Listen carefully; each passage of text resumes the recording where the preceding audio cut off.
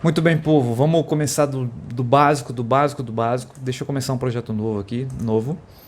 Ele sempre me sugere um nome aleatório, beleza? Então aqui eu vou mudar para sistema de coordenadas. Tá aí. E eu vou salvar, file save. Então a primeira coisa que a gente precisa saber é como tratar o sistema de coordenadas no computador. Então eu vou desenhar aqui para você o seguinte. A gente está acostumado com um plano cartesiano padrão. A gente desenha duas retas se cruzando, ângulo de 90 graus. O eixo X é o eixo horizontal, ele cresce positivo para a direita. E o eixo Y é o plano vertical, ele cresce positivo para cima. E o centro do meu sistema é o ponto zero. Então, se eu quero colocar números positivos aqui no X, eu preciso colocar esses números aqui todos para a direita, sempre crescentes. Isso aqui já está cansado de saber, né? Então, no eixo Y, mesma coisa, né? E por aí vai. Bom, para eu representar um ponto nesse sistema de coordenadas, eu preciso da coordenada X e Y desse ponto. Então, por exemplo, esse sujeito aqui é o ponto de coordenada 4, 2.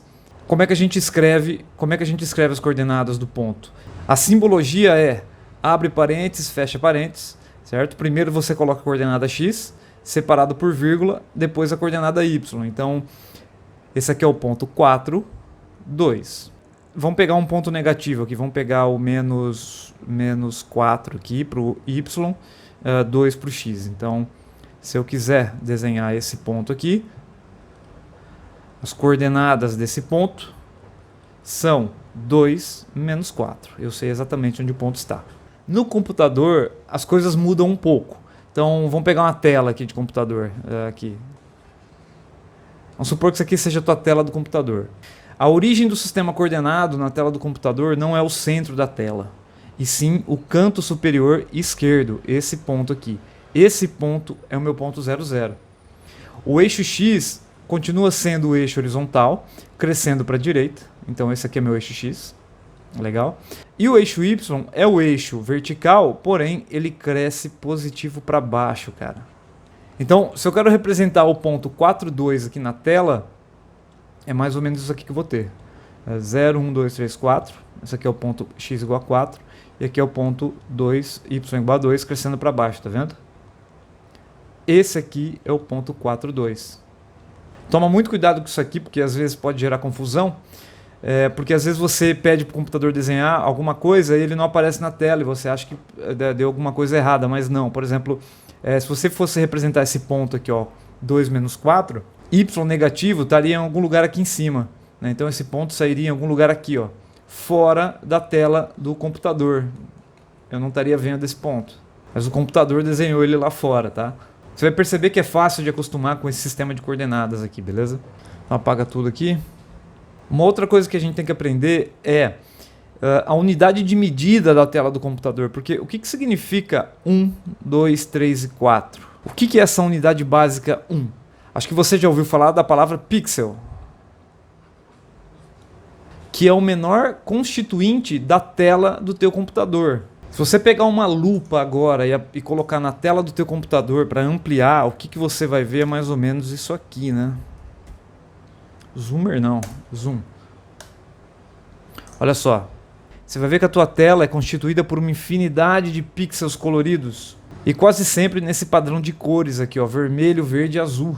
Essa é a unidade de medida da tela do computador. Então, se você quer digitar no computador o ponto 42, ele vai contar 4 pixels para a direita e 2 pixels para baixo. E é assim que o P5.js está criando a tua tela de desenho. Olha só, essa função aqui cria a tela de desenho. É uma tela com 400 pixels para a direita e 400 pixels para baixo, né? Isso aqui é um quadrado, tá vendo? Então você tem 400 pixels aqui nesse comprimento e 400 pixels nesse outro aqui. Muito bom, então agora vamos avançar um pouco. Vamos criar uma outra tela de desenho aqui. Bom, vamos supor que eu queira desenhar uma linha nessa tela de desenho aqui. Então, de alguma maneira, eu tenho que dar instruções para o computador, como, por exemplo, desenhe uma linha. Isso aqui está em português, isso aqui não é o código de programação. Bom, aí o computador vai perguntar assim, tá, mas eu vou desenhar onde? Né? Como é que você quer a linha e tudo mais? E falta informação. Vamos supor que eu queira desenhar esta linha aqui. Só quero passar uma linha reta, beleza? Estou destacando os pontos aqui nesse final. Que informações eu preciso para desenhar uma linha como essa? Lá da matemática a gente sabe, né, que se você define 2 pontos, por esses 2 pontos passa uma linha. Então o comando deveria ser, ó, desenhe uma linha. Vamos colocar aqui, lembrando, né, meu eixo X está para cá, meu eixo Y está para cá. Vamos supor que isso aqui é a posição 50 em X e 50 em Y. E esse outro ponto aqui pode ser o ponto 200, não está em escala, sei lá, 150, só para facilitar a nossa vida. Tá, então desenhe uma linha entre os pontos 50, 50, esse aqui é o primeiro ponto da linha, e 200, 150. Pô, seria um sonho você escrever para o computador e ele entender tudo que você está falando, certo? Mas o comando não é esse. A gente diz que a sintaxe da linguagem não é essa. Existe uma estrutura. E a maneira da gente mandar esse comando para o computador é a seguinte. O código para desenhar uma linha é line, linha em inglês, abre parênteses, fecha parênteses, e aqui dentro vão 4 informações separadas por vírgula. O que você acha que são essas 4 informações aqui? Essas 2 primeiras são as coordenadas do primeiro ponto, coordenadas x e y, e as outras 2 do segundo ponto, x e y, nessa ordem, beleza? Então aqui você tem que colocar 50, 50, 200, 150. Só assim o computador vai te entender. Essa estrutura de escrever um comando, abrir parênteses, fechar parênteses, é a estrutura da linguagem JavaScript. Outras linguagens podem ter outra forma de chamar a função linha, beleza? Então vamos escrever esse comando aqui no P5.js. Vou pegar aqui. Bom, onde que eu vou escrever isso aqui? Eu vou escrever isso aqui depois dessa função background. Então eu vou escrever line. Tá vendo que até mudou de cor? Tem alguma pré-definição. Vou abrir e fechar parênteses. E vou colocar 50, 50. Como que é? 150, 200? Era isso? Deixa eu ver lá. Cadê? Não, é invertido. 200, 150. 200, 150. Beleza, e não rodou. Por que não rodou? Porque eu tenho que dar play. Vamos dar play aqui. Olha que bonito, hein? Que linha linda que meu computador desenhou. E claro, eu esqueci de uma coisa muito importante. Aqui no final você sempre coloca ponto e vírgula. Então volta aqui. Faltou aqui no final a gente colocar ponto e vírgula. Porque o ponto e vírgula diz para o computador que você terminou a sua linha de comando. Então, em geral, como é que funcionam os comandos em JavaScript? Aqui, deixa eu escrever para ti. Ó. O comando sempre aparece assim, né? Primeiro uma instrução ou uma função. Aqui no caso, nossa instrução ou função é linha, line, certo? Você abre parênteses, fecha parênteses. Dentro desse parênteses vem o que a gente chama de argumento. São os argumentos da função. No caso aqui, a função linha possui 4 argumentos. E nunca esqueça o ponto e vírgula no final para dizer que você terminou a tua linha de comando. Aqui o computador sabe que ele pode passar para outra linha, beleza? Legal? Então fique com isso aqui em mente, porque agora se você voltar para o nosso sketch, você vai perceber que existem aqui outras funções. Olha só para esse comando aqui na linha 2.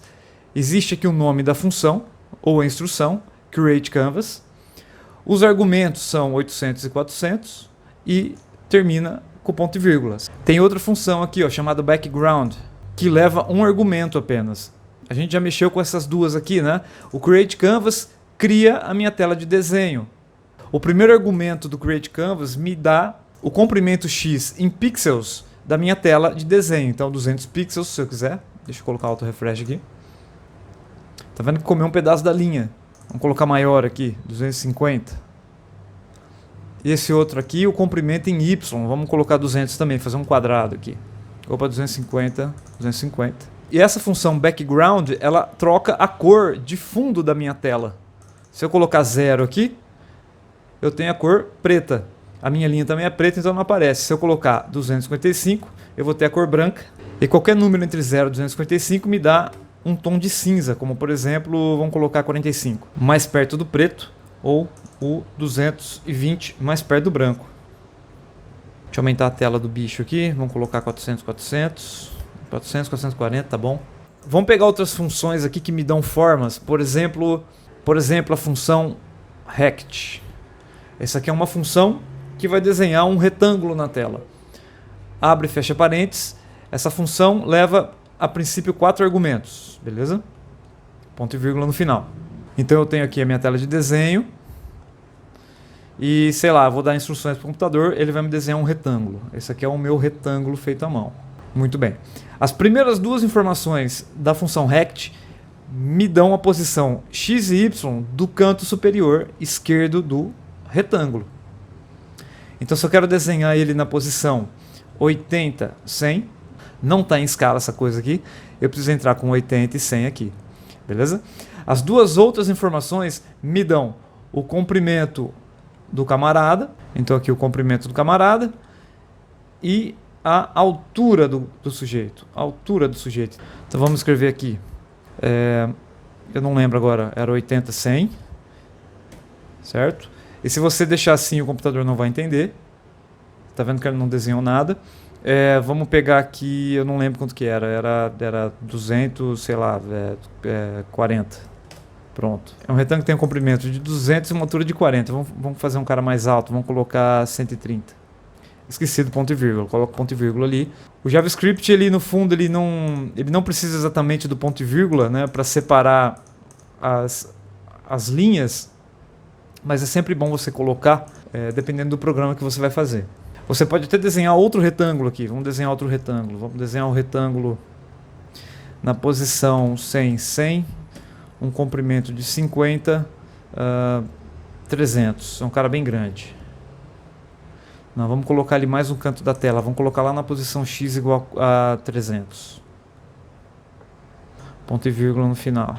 Muito bem, e aí você fala assim, tá, mas como é que você conhece o nome dessas funções aqui? Se você vier aqui no Help, Referências, você vai ser direcionado lá para a página do P5.js e aqui existe uma lista de todas as funções da biblioteca. Olha só que massa. Aqui é tudo que você pode usar, né? Vamos pegar a parte de formas. Formas aqui, formas está aqui. Shape é forma. Como é que eu sei que shape é forma? Você pode pegar o teu tradutor, escrever shape aqui. Ó, muito bem. Shape. Ele até traduz. Ela até fala Shape. Contigo, né? Aí, que bonito. Shape. Forma. Muito bom. Então, voltando aqui nas referências, olha só. São todas as formas que são possíveis no P5.js. Então, olha aqui, tá o rect. Você tem quadrado, você tem ponto, você tem linha, círculo. Você pode até tentar elipse também. Vamos pegar a elipse aqui.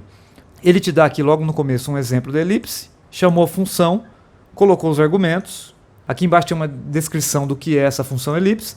E aqui no final a sintaxe, que é a estrutura de como escrever. Tá vendo aqui? Na elipse você pode colocar até 4 argumentos, sendo que o primeiro argumento é a coordenada x do centro da elipse.